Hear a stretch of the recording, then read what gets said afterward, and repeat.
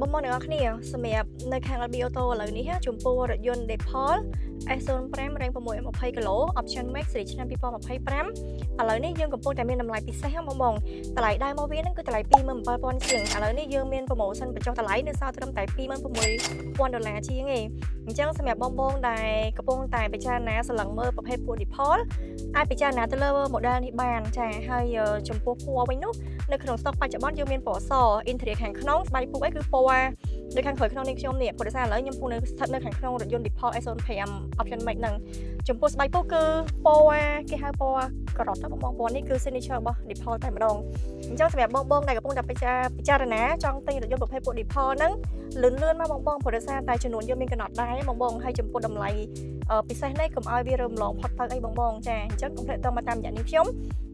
សុផានLB Auto បានតាមរយៈលេខទូរស័ព្ទដែលមាននៅក្នុងវីដេអូនេះហើយបើសិនជាបងចង់អញ្ជើញមកមើលផ្ទាល់នៅខាង LB Auto អីអាចណាត់នាងខ្ញុំតាម Telegram ជាមួយបានជួបជាមួយនឹងប្រឹក្សាយោបល់ជាមួយនឹងនាងខ្ញុំផ្ទាល់នៅ showroom LB Auto ទាំងអស់គ្នាបងអូខេអរគុណច្រើនបាយបាយ